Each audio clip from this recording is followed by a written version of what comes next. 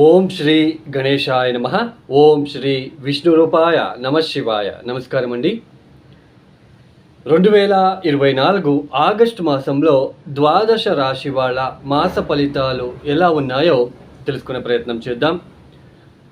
దానికన్నా ముందు ఎవరైతే ఈ వీడియోని చూస్తున్నారో లైక్ చేయండి, షేర్ చేయండి, సబ్స్క్రైబ్ చేసుకోండి. మరియు ఈ వీడియోని పూర్తిగా చూడండి. ఇక్కడ చెప్పే పరిహారాలని కూడా మీరు చేసుకొని తర్వాత మీరు కామెంట్ రూపంలో పెట్టండి ఎలా అనిపిస్తుందో. మరియు ఒక విషయాన్ని చెప్పాలనుకుంటున్నాను ప్రేక్షకులకి. చూడండి, రాశి ఫలితాలు అనేవి కాస్త 20 నుంచి 30% మాత్రమే వర్తిస్తుంది. అందరూ ఎక్కడ చూసినా రాశి ఫలితాలని వెళుతూ ఉంటారు. అయితే ఇక్కడ స్వజాతకం అనేది చాలా ఇంపార్టెంట్ అండి. అంటే మీరు పుట్టినప్పుడు ఆ ఒక టైంలో, ఆ ఒక సమయంలో ఏ ఏ గ్రహాలు ఎక్కడెక్కడ ఉన్నారు, ఏ ఏ దశాభుక్తి జరుగుతుంది. దశాభుక్తి చాలా ప్రముఖమైన పాత్ర వహిస్తుందండి. ఇప్పుడు కొంతమంది మీరు చూడవచ్చు, నిన్నటి వరకు బాగుండే జీవితాలు ఈ రోజు నుంచి ఆల్రెడీ ఒక్కొక్కటే సడన్గా జాబ్ పోవడము, సడన్గా భార్యాభర్తల మధ్య కలహాలు రావడము, లేదా ఆరోగ్యం క్షీణించడము, లేదా ఆర్థికపరమైన ఇబ్బందులు ఎదుర్కోవడము, లేదా నిన్నటి వరకు మనతో బాగున్న వ్యక్తులే మనకి ఈరోజు ఈ క్షణం నుంచి మనకి ఇబ్బంది పెట్టాలనుకోవడము, ఇవన్నీ కూడా దశాభుక్తుల వల్ల జరుగుతుందండి. దశాభుక్తులు చాలా ఇంపార్టెంట్. మరి ఎందుకండి ఈ దశాభుక్తులు మనకి ఇబ్బంది పెడతాయంటే, ఏ గ్రహాలు మనకి ఇబ్బంది పెట్టే రకంగా ఉంటాయో మనం పుట్టినప్పుడు జాతకంలో ఎందుకు ఇబ్బంది పెడతారు, మనం ఏ జన్మలో మనము ఏ గ్రహ కారకత్వాలకి ఇబ్బంది పెట్టామో తెలియదు కదండి. మనం తెలియక గ్రహ కారకత్వాలని ఉంటాయండి. 2 గ్రహ కారకత్వాలు, ఒక ఉదాహరణ చెప్తాను సింపుల్గా. ఒక గ్రహానికి వేల కారకత్వాలు ఉన్నాయండి. ఇప్పుడు సూర్యుడు తీసుకోండి, పితృకారకుడు. గవర్నమెంట్ రిలేటెడ్ జాబ్స్, గవర్నమెంట్ ఉద్యోగస్తులకు అందరికీ కూడా సూర్యుడు చాలా బలిష్టంగా ఉంటేనే గవర్నమెంట్ రిలేటెడ్ జాబ్ వస్తాయి. తర్వాత దేవతా కార్యాలకి తలచిపెట్టిన, ఇబ్బందులు పెట్టిన సూర్యుడు బలహీనపడతాడు. తర్వాత ట్యాక్స్ సరిగ్గా కట్టకపోయినా సూర్యుడు బలిష్టంగా లేకుండా బలహీనపడుతూ వెళ్తాడు. గవర్నమెంట్ ఉద్యోగంలో ఉండి సరైన ఉద్యోగం చేయకపోతే కూడా సూర్యుడు బలహీనపడుతూ వెళ్తాడు. పితృవులకి, పితృకార్యాలకి మనం తలచిపెట్టినా, ఇబ్బందులు పెట్టినా సూర్యుడు బలహీనపడుతూ వెళ్తాడు. తర్వాత శని గ్రహం కారకత్వాలు తీసుకున్నట్లయితే, శని అంటే కార్మికుడు, కర్మకారకుడు, వృత్తికారకుడు. మనము ఏ కులం వ్యక్తి అయినా సరే వాళ్ళని కించపరచకుండా, మాట్లాడకుండా, వాళ్ళతో రెస్పెక్ట్ఫుల్గా ఉన్నట్లు కనుకైతే, నువ్వు ఇలా నేను ఇలా అన్నట్టుగా మాట్లాడకుండా వాళ్ళకి ప్రతి ఒక్కరికి రెస్పెక్ట్ ఇవ్వాలి. ప్రతి ఒక్క మానవుడికి, కార్మికుడికి, మన కింద పనిచేసే చిన్న గుమాస్తా అయినా పర్లేదండి, వాళ్ళకి గౌరవ మర్యాదలు ఇచ్చి పుచ్చుకొని వెళ్తూ ఉండాలి. మన కింద పనిచేస్తారు అని చిన్న చూపు చూడడము, బానిసలాగా చూడడము, లేదా ఒకరి ఉద్యోగంలో మంచి పొజిషన్లో ఉండి కింద స్థాయిలో పనిచేసే ఉద్యోగస్తులని ఇబ్బంది పెట్టి వాళ్ళని ఉద్యోగాల నుంచి బయటపడేసిన శని బలహీనపడతాడు. సో తర్వాత బుధుడు అంటే బుద్ధికారకుడు, మేనమావయ్య, జ్యోతిష్యము, చార్టెడ్ అకౌంటు. ఈ రంగాల్లో పనిచేసే వాళ్ళందరూ కూడా కరెక్ట్గా పనిచేస్తూ వెళ్ళాలి.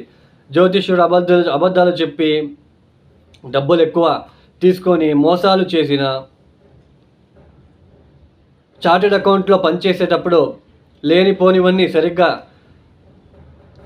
కంపెనీలకి నష్టాలు వచ్చేలా చేసిన బుధుడు బలహీనపడతాడు. అది మనకి ఈ క్షణంలో బాగుంటుందండి, కానీ ఏదో ఒక రూపంలో మనకు అది నెగిటివ్గా మారుతుంది.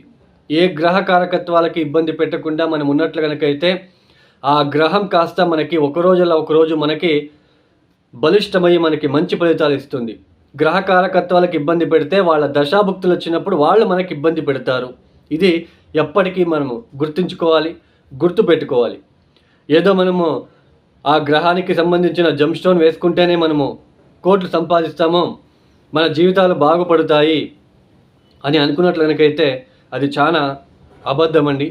జమ్ స్టోన్ వేసుకునేది కూడా, జమ్ స్టోన్ ఎందుకు వేసుకుంటామంటే ఏదైనా యోగకారక గ్రహాలు మనకు ఇంకా కొంచెము వాళ్ళు స్ట్రాంగ్ అవ్వడానికి మాత్రమే వేసుకుంటాం. జమ్ స్టోన్ వేసుకోగానే మన జీవితాలు అంటే సడన్గా మనకి గ్రోత్ కనిపిస్తుంది. This is not possible. ఏదైనా ఒక హోమం చేపించగానే మనకి జీవితాలు బాగవుతుంది, అది కూడా అబద్ధం అండి. అక్కడ ఏ దశాభుక్తి జరుగుతుంది, వాటికి సంబంధించిన పరిహారాలు, అక్కడ హోమం అవసరం ఉందా లేదా మనమే పరిహారాలు చేసుకోవాలా? ఇంకోటి ఎగ్జాంపుల్ అండి, బుధుడు అంటే బుధ కారకత్వాలలో గ్రీన్ కలర్ అండి. మనం చెట్లని ఎన్ని నాటి పెంచుతామో అంత బుధుడు బలిష్ఠుడవుతాడు. సో ఇలా అండి. సో ఇది చెప్పాలనుకున్నాను, చెప్పేశాను. ఇదే 2024 ఆగస్ట్ మాసంలో ఏ గ్రహాలు ఏ రాశిలో సంచారం చేస్తున్నారో అని తెలుసుకున్నట్లయితే రాహు మీనరాశిలో సంచారం, కేతు కన్యా రాశిలో సంచారం, శని వక్ర మార్గంలో కుంభరాశిలో సంచారం, గురువు గారు వృషభంలో సంచారం, కుజుడు ఆగస్ట్ 26వ తేదీ వరకు మాత్రమే వృషభంలో సంచారం, తదుపరి మిథున రాశిలో సంచారం, సూర్యుడు ఆగస్ట్ 16వ తేదీ వరకు కర్కాటక రాశిలో సంచారం, తదుపరి సింహ రాశిలో సంచారం, శుక్రుడు ఆగస్ట్ 25వ తేదీ వరకు సింహరాశిలో సంచారం, తదుపరి కన్యా రాశిలో సంచారం, బుధుడు ఆగస్ట్ 5వ తేదీ నుంచి ఆగస్ట్ 27వ తేదీ వరకు వక్ర మార్గంలో సింహరాశిలో సంచారం చేయబోతున్నారు. ఈ ఒక గ్రహ సంచార రీత్యా ద్వాదశ రాశి వాళ్ళ ఫలితాలు ఎలా ఉన్నాయో తెలుసుకుందాం. తదుపరి రాశి కర్కాటక రాశి. ఈ కర్కాటక రాశి వాళ్ళకి 2024 ఆగస్టు మాసంలో ఏ గ్రహాలు యోగిస్తున్నారు అని తెలుసుకున్నట్లయితే ముఖ్యంగా లాభస్థానంలో సంచారం చేయబోతున్న గురువు గారు మరియు కుజుడు, తర్వాత తృతీయ స్థానంలో ఉంటున్న కేతువు, తర్వాత వక్రించిన శని. ఇన్ని గ్రహాలు మనకి కర్కాటక రాశి వాళ్ళకి శుభ ఫలితాలని అందిస్తున్నారు. ముఖ్యంగా ఈ కర్కాటక రాశి వాళ్ళకి యోగకారకులైన కుజ మరియు గురువులు ఇద్దరు కూడా లాభస్థానంలో సంచారం అనేది ఆకస్మికంగా మీకు చాలా లబ్ధి అనేది వస్తూ ఉంటుంది. అది లబ్ధి అంటే నాట్ ఓన్లీ మనీ అండి, అది ఒక మనసుకి హ్యాపీనెస్ కావచ్చు, సంఘంలో గౌరవ మర్యాదలు కావచ్చు, స్నేహితులతో మంచి కాలాన్ని గడిపే సమయం రావచ్చు, లేదా సంతానం వల్ల పేరు ప్రఖ్యాతలు రావచ్చు, సంతానం కాని వాళ్ళకి సంతానమయ్యే సూచనలు కావచ్చు. ఇలా మంచి ఒక లబ్ధి అనేది మీకు రావడానికి అవకాశాలు ఉంటాయి. కాకపోతే ఇక్కడ ఒక చిన్న ఇదండి చెప్తున్నాను. కర్కాటక రాశి లేదా కర్కాటక లగ్నం వాళ్ళకి గురువు కనుక వక్రించి ఉన్నట్లు కనుక అయితే మీ జాతకంలో ఇప్పుడు నేను చెప్పిన ఫలితాలలో అవి తక్కువగా ఉంటాయి. అంటే పూర్తిగా లబ్ధి రావడు, ఎందుకంటే మీకు ఆల్రెడీ మీ జాతకంలో గురువు వక్రించి ఉంటాడు కాబట్టి. సో మీ జాతకంలో కూడా గురువు కరెక్ట్గా చెక్ చేసుకోండి. గురువు కనుక వక్రించి ఉంటే ఈ ఫలితాలని సరిగ్గా అందలేకపోవచ్చు. తర్వాత ఇక్కడ ముఖ్యంగా పెళ్ళి కాని వాళ్ళకి పెళ్ళి అయ్యే సూచనలు, తర్వాత సంతానం కాని వాళ్ళకి కూడా సంతానం అయ్యే సూచనలు, సంఘంలో ఒక మర్యాద కావచ్చు, ధైర్యము, స్థైర్యము, భార్యాభర్తల మధ్య ఉన్న ఆ చికాకులు కాస్త తగ్గముఖమయ్యే సూచనలు కూడా కనిపించడానికి అవకాశాలు ఉంటాయి. ఇక్కడ ముఖ్యంగా సూర్యుడు ఆగస్ట్ 16వ తేదీ తర్వాత ద్వితీయానికి వచ్చేస్తాడు. అక్కడ శనిని చూడడం అనేది కూడా కాస్త ఇబ్బందికరంగా ఉండే ఆస్కారం ఉంటుంది. కాస్త వేళకు భోజనం చేయలేకపోవడం లాంటిది కూడా కాస్త అప్పుడప్పుడు కనిపిస్తూ ఉంటుంది ఈ ఒక మాసంలో. మేజర్గా అయితే కర్కాటక రాశి వాళ్ళకి ఇబ్బందులు అయితే కనిపించడం లేదు. ఇక్కడ ఏది అంటే కాస్త ఆరోగ్య సంబంధ విషయంలో కావచ్చు, లేదా ఇది అంటే వేళకి భోజనం చేయలేకపోవడం లాంటివి, ఆ ఒక విషయంలో కాస్త మీకు ఇబ్బందికరంగా ఉండే ఆస్కారం ఉంటుంది. మిగతా అన్నీ కూడా మీకు ఉద్యోగంలో అభివృద్ధి ఉంటుంది, డబ్బుకి లోటు ఉండదు, ఏదో ఒకటి లబ్ధి రూపంలో మీకు మంచి ఫలితాలు వస్తూ ఉంటుంది. ఆకస్మికంగా తీర్థక్షేత్ర దర్శనాలు కూడా చేసుకునే ఒక అవకాశాలు లభిస్తాయి ఈ మాసంలో. ఇలా అన్నీ కూడా మీకు బాగుంటుంది అని చెప్పుకోవచ్చు. అయితే ఆగస్టు 26వ తేదీ తర్వాత మారబోతున్న కుజుడు వ్యయస్థానానికి వచ్చేస్తాడు. శుక్రుడు కూడా నీచస్థానమైన తృతీయానికి వెళ్తాడు. అక్క చెల్లెలతో కావచ్చు, పరస్త్రీలతో కావచ్చు అపవాదాలు కూడా రావడానికి అవకాశాలు ఉంటాయి. కానీ ఆ అపవాదాలు వచ్చినప్పటికీ కూడా గురుబలం ఉంటుంది కాబట్టి పెద్దగా అది ఏదో అయిపోతుంది అన్నట్టుగా అయితే ఇక్కడ కనిపించదు.